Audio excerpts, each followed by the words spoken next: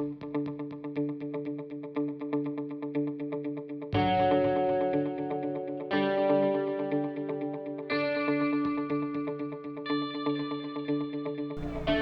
day mga kapatid, at tayo mag-aaral ngayon ng ating bagong lesson. Ito ay pag-create ng drop-down list. Ang drop-down list na ating i-create ay para malimitahan o ma-validate natin yung ating datang pinapasok. Para kung yung may nag-enter, alam niya kaagad nung kanyang ipapasok. So, para hindi na siya manghula o minsan nagkakamali pa siya ng spelling ng ipapasok. So, lilimitahan natin yung kanyang ipapasok. May validation na. So, ito ang drop-down list na napaka-powerful na function ng Excel. Ngayon, itong sample ng ating drop-down list ay ipakikita ko sa inyo. 3 klase ang pwede nating gawin. So, una mag-create ako ng isang column para sa ating drop-down list. Ang gagawin natin ay magpapasok tayo sa ating tutorial, magpapasok tayo ng type of scholarship. So, gusto kong ipasok yung type ng scholarship.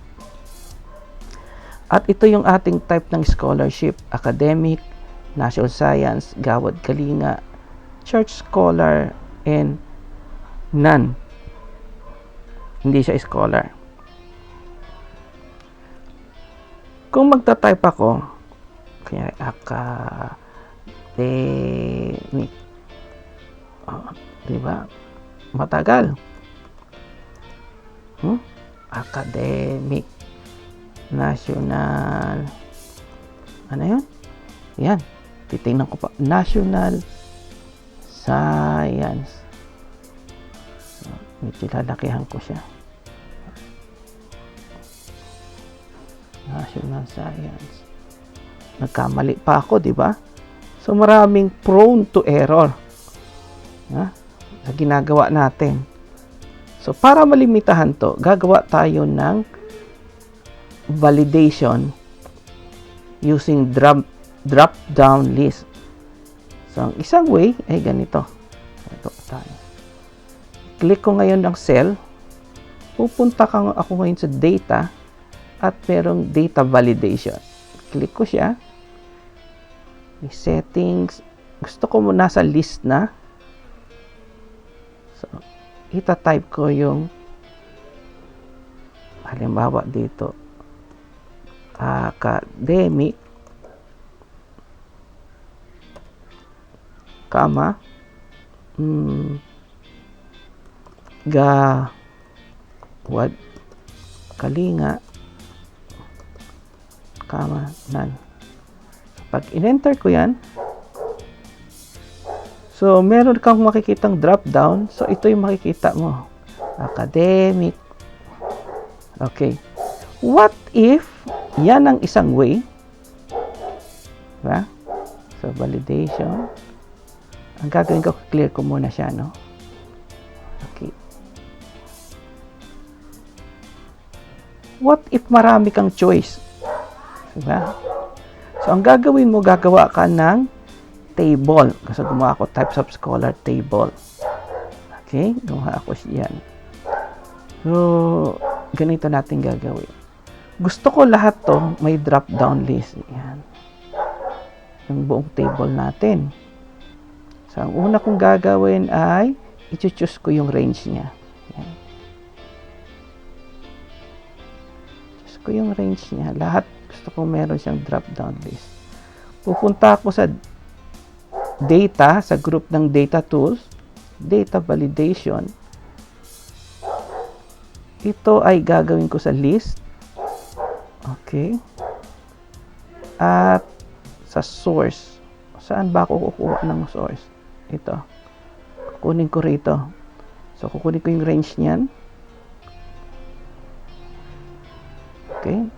Tapos ako, click ko. Okay. So, ngayon, makikita ko, nandiyan dyan na lahat.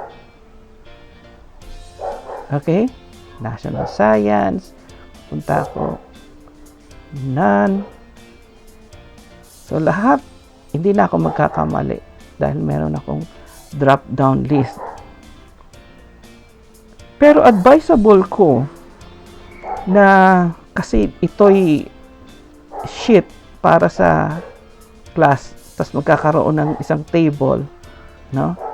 Hindi siya advisable kasi hindi magandang tingnan sa iyong spreadsheet. So, advisable is mag-create ako ng another sheet na pinangaranan kong table. Another sheet. Pinangaranan kong table. Papangalan ko. Tapos ito, kakopy ko, right click, copy, punta ko sa table. Ilalagay ko dito sa sheet na to. Ayan. Tapos ito, tatanggalin ko na. Delete. Okay. Kanya pag, dahil na-delete ko, wala na siyang makita. Ngayon, ang gagawin ko to, buburahin ko yung validation dito. Range. Choose ko yung range. Pupunta ako sa validation. I-clear ko. Okay. Ngayon, nilipat natin ang ating table sa sheet na table. So, dito natin kukunin. So, ganito mangyayari dyan. So, i-choose ko tong range na to. Punta ako ng validation. Tapos, pupunta ako dito sa allow list sa source.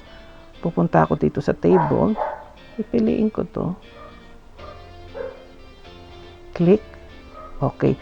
Mapapansin nyo, pag kinukuha niya sa isang table, ang syntax is yung table name, tapos exclamation. Tapos kung ano yung range, tsaka cell, number, which is A2 to A6, doon niya kukunin. So, click OK.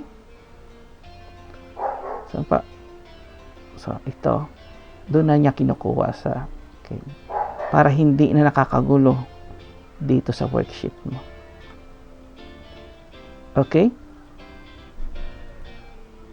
So, thank you sa ating pag-aaral.